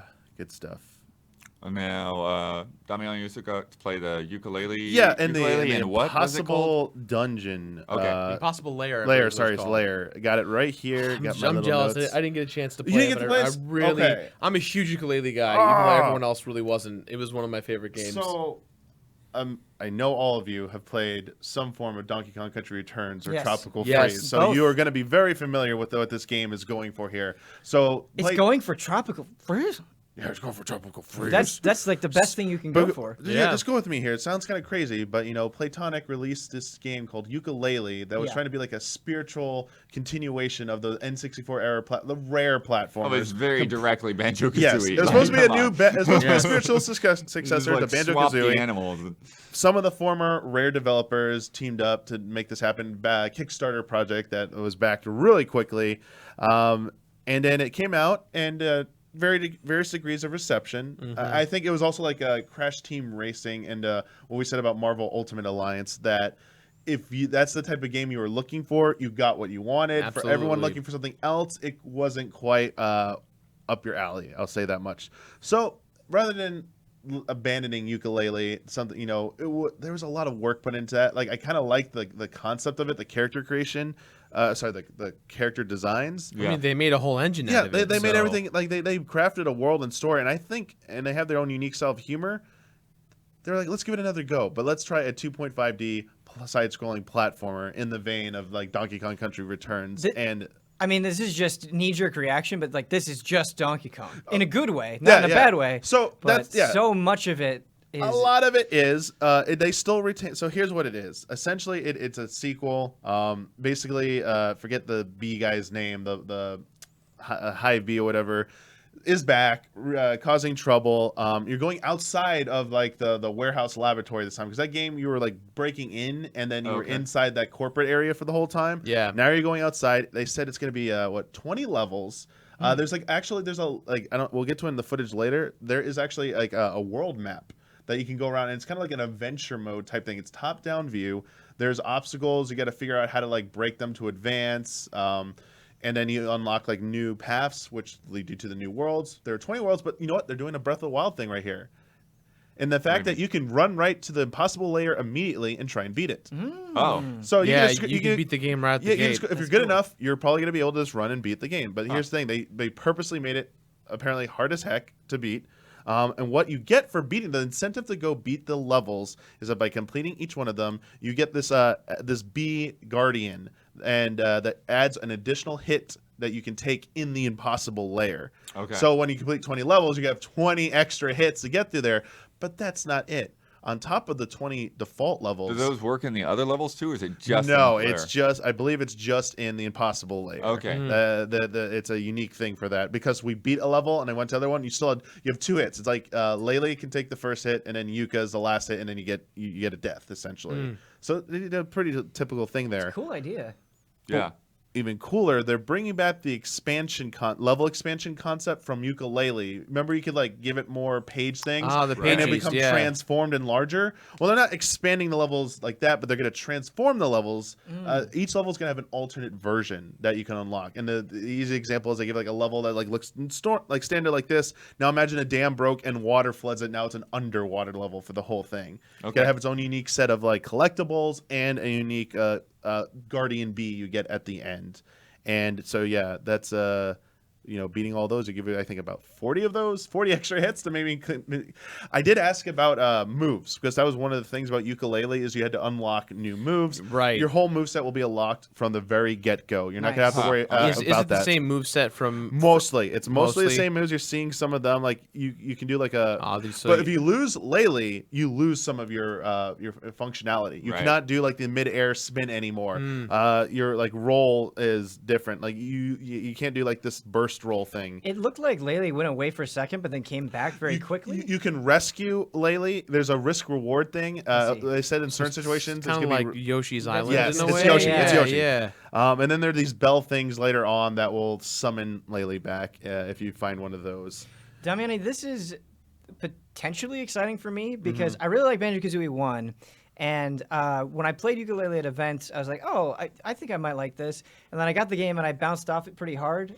Just the controls and then the way some of the challenges applied those controls didn't really gel with me. But I feel like when you kind of simplify that to a 2D perspective, I don't know.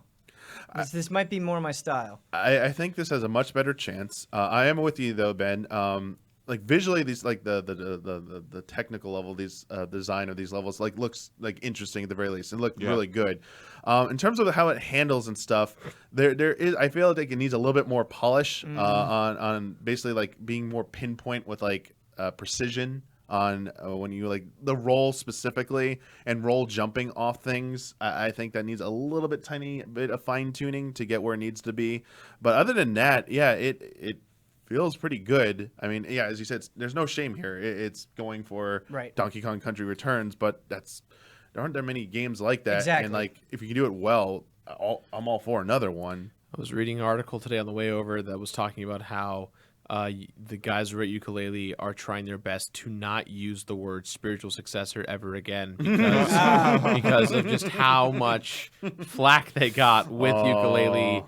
And, they're like, we're not trying to, and they don't even want to say they're trying to make a Donkey Kong Country game. They're just trying to make a 2D platform, 2.5D platformer. And I don't know. To me, Donkey Kong Country 2 is my favorite game of all time. So I'd love to see what mechanically is coming out of this game and see if it works. One thing, I don't know how you'll take this, but I think it's good for in terms of accessibility, is they talked about the difficulty for the game. Well, the sweet spot they're going for is somewhere in between 2D Mario games, and they did say like Donkey Kong. They actually did name drop Donkey Kong there. Like it's not gonna be as hard as like Donkey Kong Country Returns and Tropical Freeze, but it won't be as easy as a Mario game. They're going for somewhere in between, which I think is a good compromise. Yeah. And they're gonna add additional. They didn't say specifics. They didn't want to talk about specifics just yet, but they'll have other additional features or mechanics in there to help players who need even more assistance. And I'm thinking of like, Super Guide or, stuff that like Nintendo's done in the past potentially, or it could be something different. They didn't specify though. Yeah. Obviously, I can't speak for every player, but This I is think the part of the overall reason why Country Returns and even more so Tropical Freeze was so much fun is because the difficulty felt just right, where it was hard, but it never felt impossible, and like that challenge just made every single level very, very exciting. It was hard but empowering. Right. Yeah. And kind of a bummer, I think, about a lot of recent Mario games is just how easy they are. And you really have to like get to the very end and do the extra challenges to get that difficulty.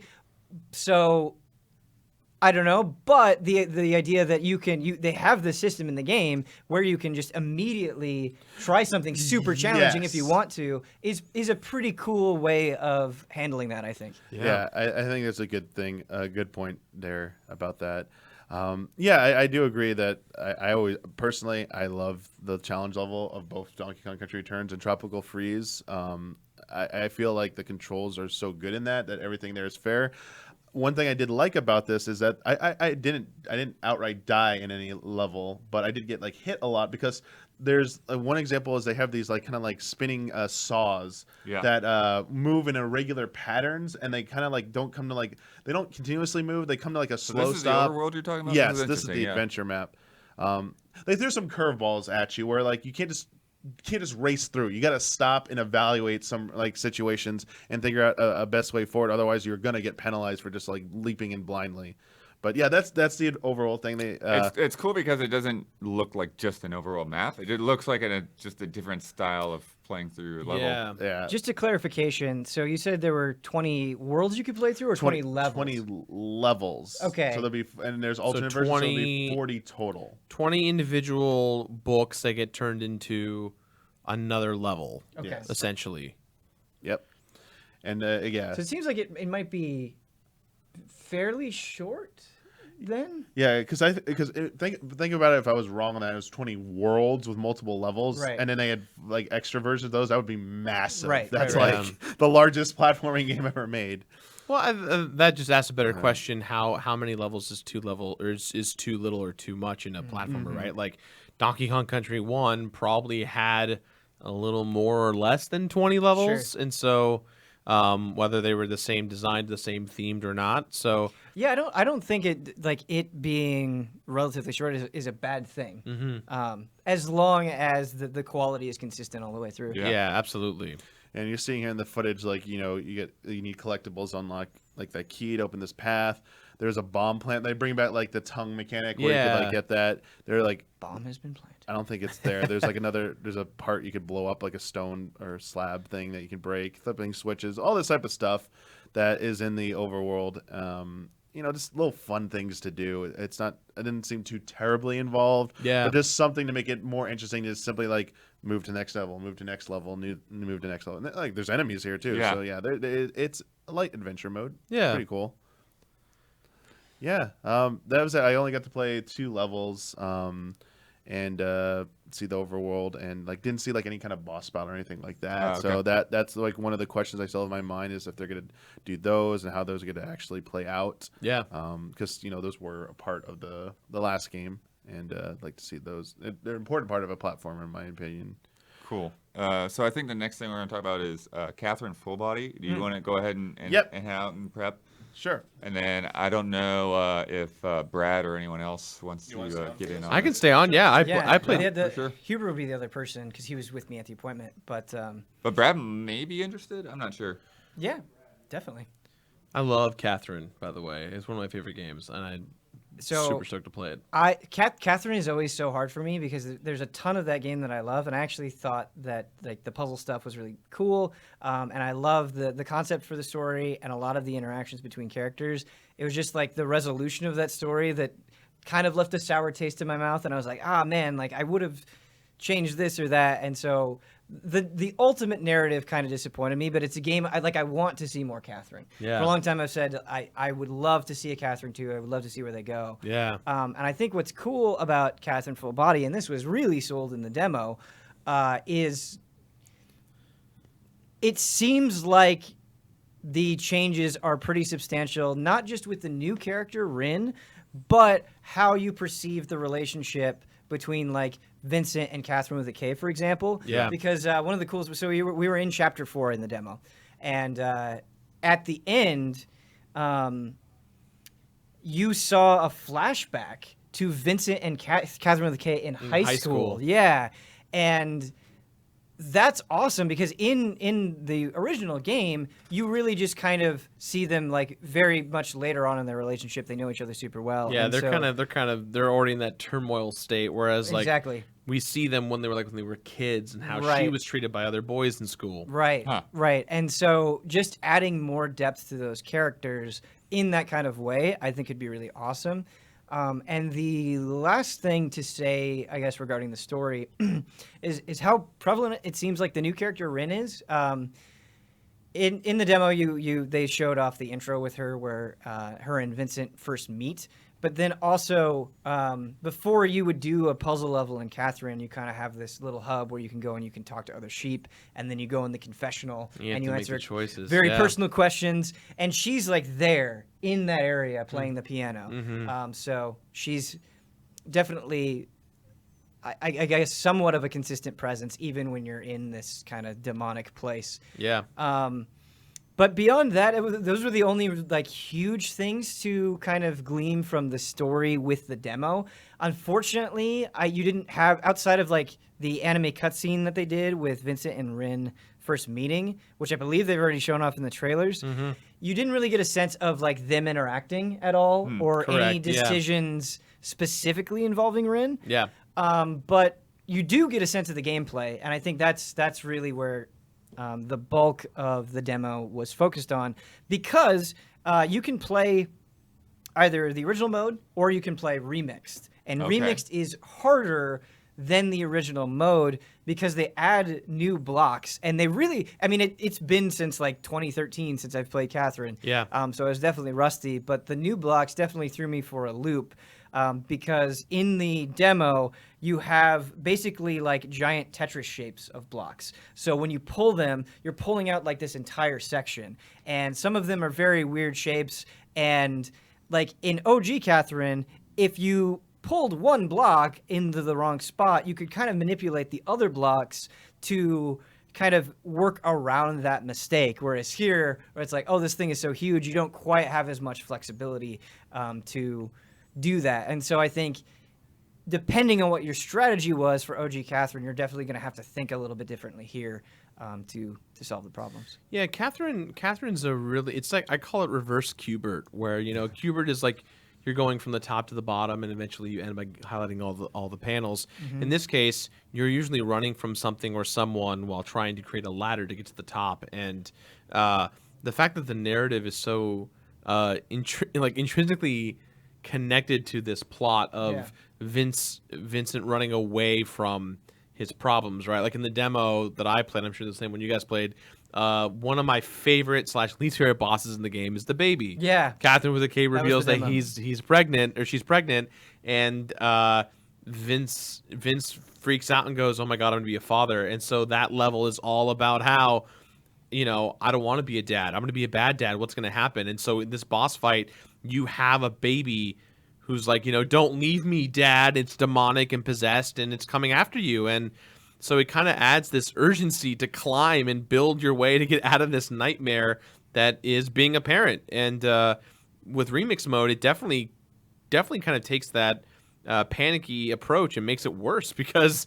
you know, you have new elements, you know, new blocks and new ways of building the ladder to get out of here. And I think one of the cooler things about that too is it adds so much more depth for creativity. There's not just one way to climb. No. There's several ways to climb.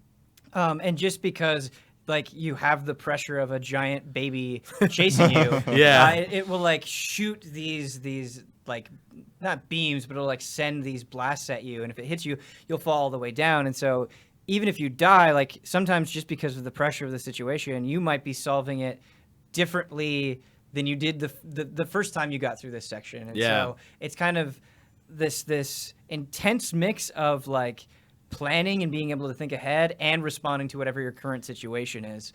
But yeah, you kind of described it like reverse Qbert. But one of the things I really like about Catherine is there are a lot of games where you say like, oh, it's like Mario Kart or it's like Diablo, and you basically describe like 80% of the game. In this case, it's hard to with Catherine. Right, you can't. Where like there's nothing else quite like Catherine, where it has this crazy puzzle mechanic and it focuses on like the anxiety of being in a relationship and you're in your underwear, and So they had the big reveal they had at E3 was they announced DLC from Persona 5 characters. Yeah. They have Joker.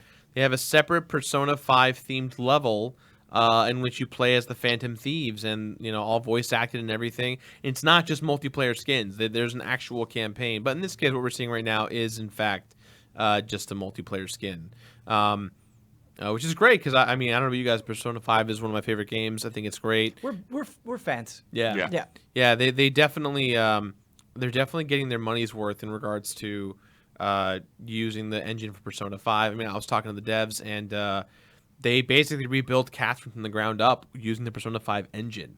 So at its core, aside from the code, they redid the entire game in the PS5 engine, or Persona engine. So that's pretty cool. They're really some will say, oh, it's just an easy cop out to get to sell more copies of Catherine, but I think it's cool. I mean, I think maybe that argument would hold a little bit more weight if that was the only new thing that they're adding, but it's like we're talking about all this other stuff and the Persona 5 implementation as well.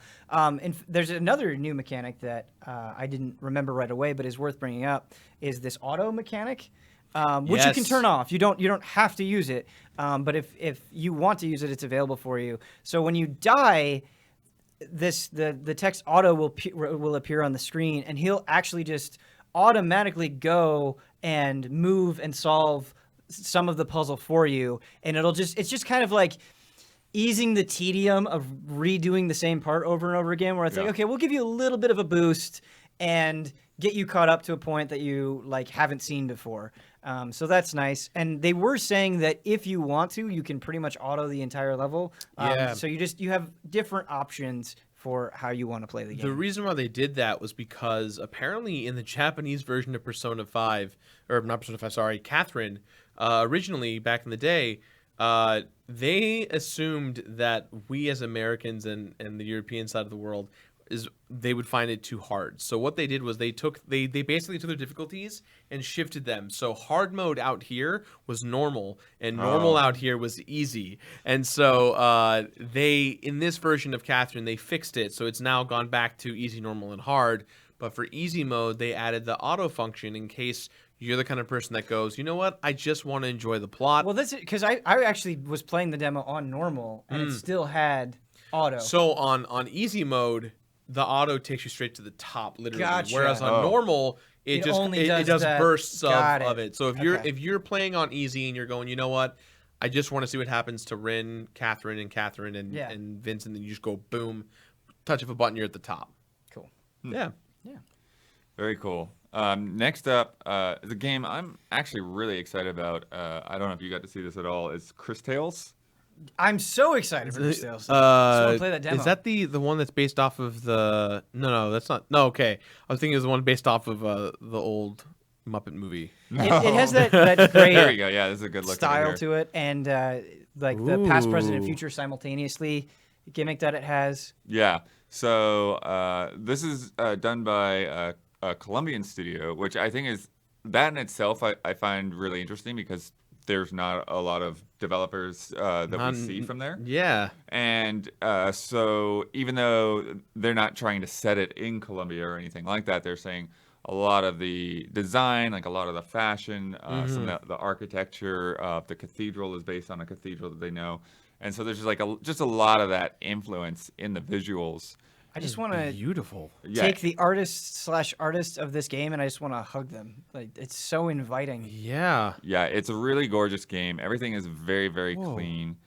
They've talked about how it's kind of like hand drawn, like frame by frame traditional animation. And these guys, they're they're not Japanese, obviously, but they're essentially making a JRPG. They the whole gamut of games that you could imagine. They threw out there as influences: Radiant Historia, Octopath Traveler, Chrono Trigger, Valkyrie Profile, Super Mario RPG. Yeah. All of these things informing the game. I love this frog. This frog is your companion and kind of helps you with the whole time traveling aspect. It reminds me of Disneyland from the 1950s. This just like classic. Small world. Small world, yeah. Very, very classic animation. But man, this looks incredible. Mm-hmm. Now, was this playable? Did you play this? They have a demo out on Steam. Okay. So you can play it, but they just kind of walked us through the demo and explained everything. Sure. And so the main thing that they focused on first was kind of the story stuff. And so you can see the three slices, essentially. So you can see the past on the left, you see the present in the middle, center, and the future on the right. That is so cool. At all times, and so you can kind of see how these buildings evolve and develop. And they also have. I'm surprised at like how much because it feels like a small team, right? But they've got a lot of voice acting going on. Like everything is voiced, and 2B's voice actor from Nier Automata is in there. But what you can see, I probably won't be able to sync up the footage for it, but there is this quest line where you see these houses that in the future kind of get dilapidated, and you find out that there's like this rot, and so you have to kind of talk to different characters to sort of find out the source of the rot, and then and do some smaller quests for them to kind of lead up to that. So there is this alchemist, and she's lost the label off of this poisonous bottle of mushrooms or whatever. And so what you can do is you can hop into the past with the frog, and then you can figure out like which bottle had the label and what the label looked like, and then you find out that some kids stole it because it's a cool skull sticker. You know? It's like it's a poison label, but we need it. And then there's another mechanic where you like plant a tree in the past and then go to the future and get the fruit, and then you're able to use the fruit to create this the serum or whatever that cures the rot. But the tricky thing is then you have to choose, because there's only enough materials to fix one of the houses. So do you choose the alchemist's house, or do you choose this family's house that's across the street? The other thing where we see here as combat is number one, the basic combat mechanics work a lot like Super Mario RPG. Timed hits? Yeah, so you have timed hits on like multiple distinct levels. So you can just do a normal hit. You can try to time the attack and get like double damage, and then if you get the perfect timing, then you'll get crit damage. Nice. Ooh. And then the same thing works on the defense side, where if you get perfect, you can actually like nullify all damage. Did entirely. you get your hands on this? I didn't get to hands on. dang, yet. okay. Yeah, so I want to download the Steam demo, but then the time mechanics work in here too, to where you can shift enemies into the past or future. Yeah, I noticed that like so even the screen mechanic of like the past and the present and the future are in battle. Like this person on the right is getting bopped in the future. Yes. Like that's pretty crazy to think about. So kind of a basic element to how that works is they're saying that if you put them in an enemy into the past, they'll be younger, so they'll be quicker, but they'll be weaker. Gotcha. I see. And if you push them into the future, they'll be slower, but they'll be stronger and do more damage. That is a really cool way to balance that. Yeah. And then what they were showing there with that boss battle is, so you have these twins that kind of have these spiked shields, and then when you go to attack them, they put their shields together, and you do completely nothing. You do no damage Gotta slow 'em whatsoever. down. Yeah. And so what you do is you get this companion that does these elemental spells, and so you spray water on the shield.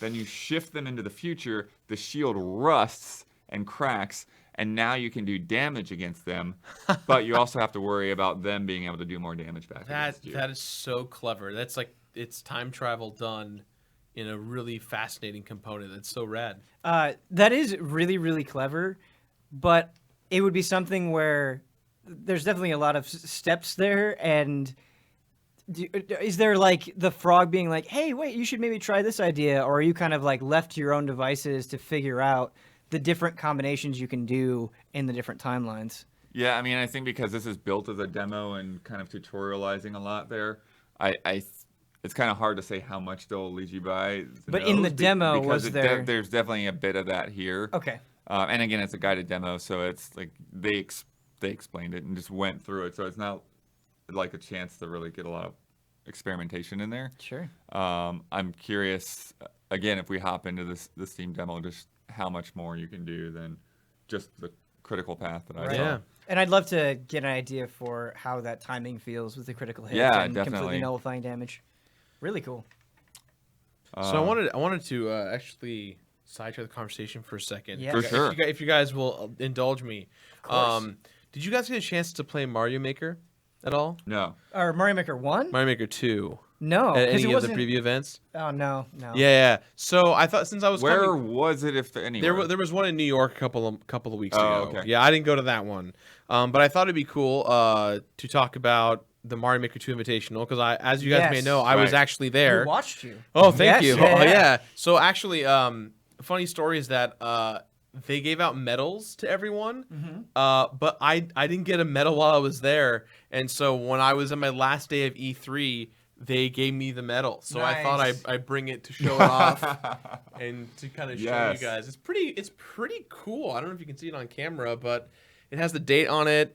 I don't know if I'm just gonna ruin it, but It's like a it's like a gold little badass medal license plate. Yeah, Yeah. yeah, Yeah. It was just really cool to play Mario Maker in front of everyone, and it was a really rad experience. Very nerve-wracking. That's what I was gonna ask. Is like, how did you feel during that whole thing? Oh man, so when I went on stage, there was this. So it was me, Abdallah, Smash, the Dragon Feeny, and Yellow Killer Bee. Dragon Feeny and Yellow Killer Bee are like Smash or not Smash players. Mario Maker 2 speedrunners and Mario 64 speedrunners. So they're very well known in the community for what they do. Whereas Abdallah and I were more Nintendo influencers, right? And so they got to go first in the first round, which was the 3D World level, and then we got to go second to play it. And first off, the rules were really weird. Like we were having trouble like following what was going on as we were watching. Yeah. Well, actually, and in the first few moments, they had our screens reversed, so like it looked like I was winning when I actually lost. Yes. Yeah. Yeah. Yep. That's a bummer. Yeah. But so I've been an actor my whole life. I've been on television and film and stage, and I never get stage fright. I'm very comfortable being on stage.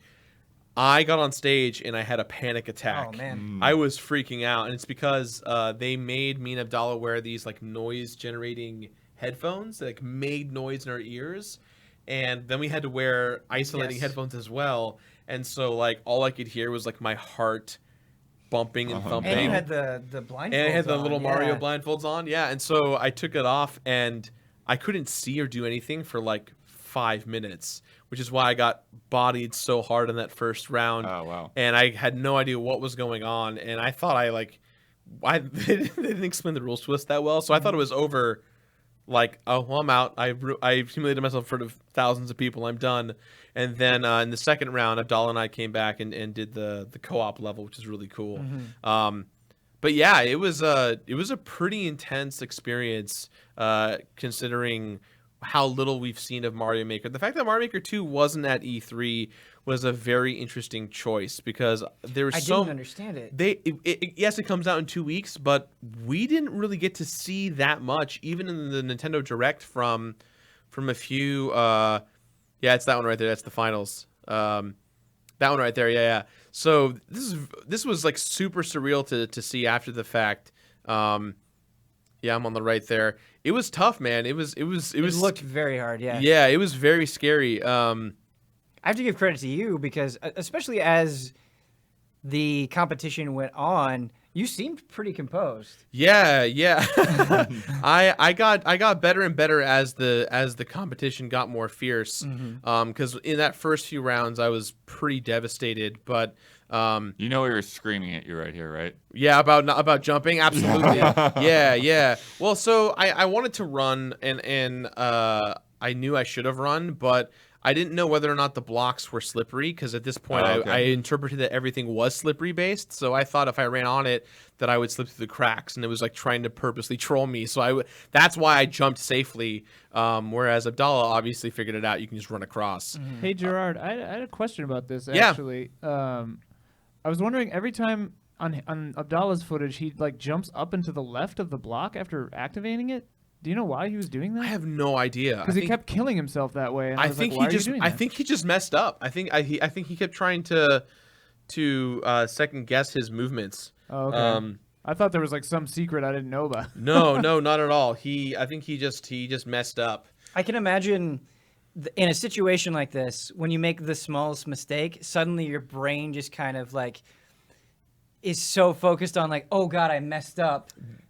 And This part specifically, and you're not even, you kind of just lose focus. You're not even really paying attention to the play anymore. You're just so kind of focused on that mistake. Chad is telling me that it keeps his momentum up so he can just keep running across the blocks. Oh, maybe that's what it was. But it seems like a dangerous gambit because he spiked himself like 4 times. Dude. Yeah. So this part I got stuck on a lot in this stage, and I honestly thought it was over. I thought I was done. I kind of was physically and mentally exhausted at this point because the lights were on, were really bright on us, and I thought Abdallah had won at this point. So I just was like, well, I'll just keep playing and have fun. And eventually I got past it and got back on track. But this was a very close match. I can't believe how close I almost came back to winning. Yeah. And which is interesting because Abdallah, he's a very, very nice guy. Dude is super competitive, and so that came out. Yeah. Oh, absolutely. I mean, he teabagged me in the one round. Yes, and that's what I'm referring to. Yeah. So it's so funny because the internet was like they loved that he teabagged me. Oh, I did not. I did not. Yeah. Oh, I didn't know he teabagged me until after the Yeah, fact. I can imagine. But the best part about it was he teabagged me, and then in the next round I roasted his ass so hard. I think the dev of the level, Morgan, came up to me and was like, "You beat that was the fastest time anyone beat the level. I beat it in 52 seconds flat." And I didn't mess up at all. I got the Yoshi through, and so that to me was like my highlight moment where he felt the need to dunk on me pretty hard, and I gave him the run back pretty quickly. Yeah. So this part coming up with the Bowser, the Bowser spikes, I had no idea I was hurting Bowser. I was just in the minutia of trying to fit in where he was. And that's where I almost actually won because you saw me like trying to stay alive on the spikes. Mm-hmm. And at one point, when I get there, he was so far ahead of me. I thought this was over.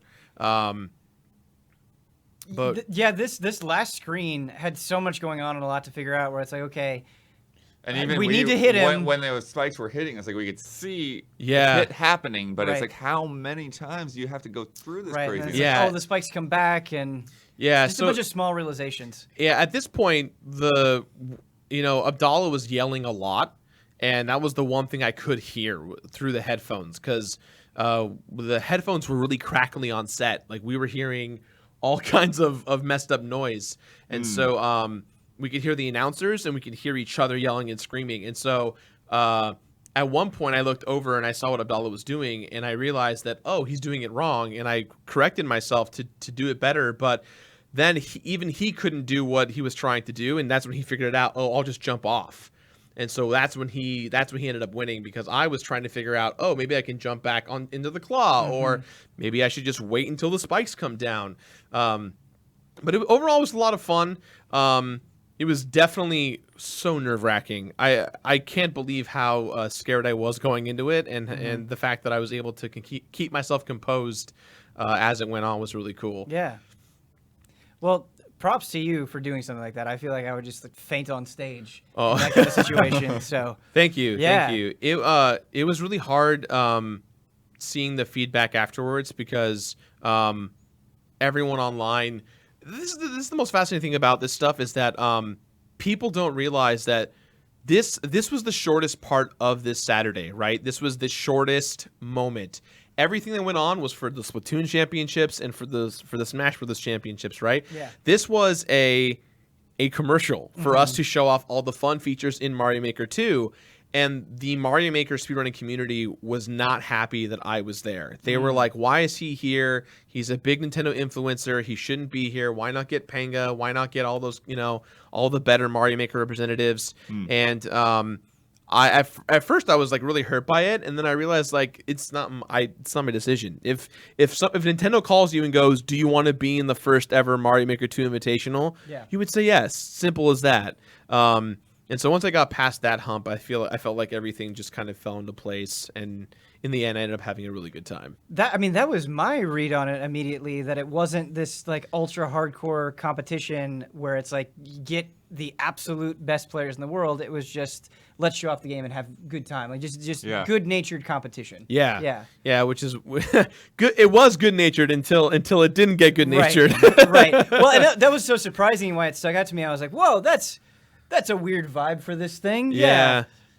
And it was crazy how big the audience blew up too, because I wasn't that far behind him in the round. So when it happened, I was like, oh, that's a bummer. But everyone afterwards was very kind to me. I thought people were going to make fun of me to my face, but they were pretty nice about it. That's good. Yeah. So I thought, Yeah, you go ahead. You're playing this for the very first time. You're like, you have so many things to deal with. You know, you have your own brain probably going crazy. Yeah. You've got just like the lights and sounds of being on stage, and I don't know. Like to me, you did about as well as anybody could reasonably expect in that kind of situation. You know, so Thank you. yeah. Yeah. I mean, even just here, like we do a little game show here, which we'll probably want to get you on sometime. Absolutely. That would But be even awesome. that, there's nobody else in the room except the people producing this show. And it's super And stressful. we just like, Yeah. they ask us some stupid, easy history question. And like, Yeah. I don't know. I have no idea. Yeah. But cool.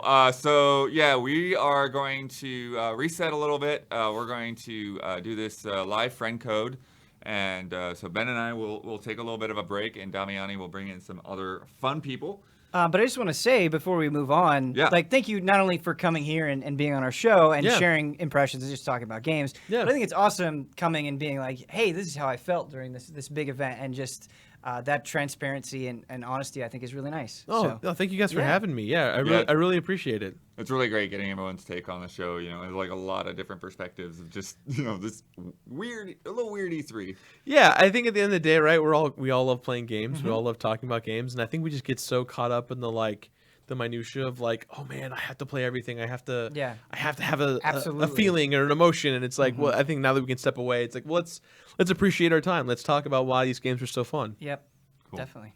Well, thank you, everybody. We'll be here in just a few seconds.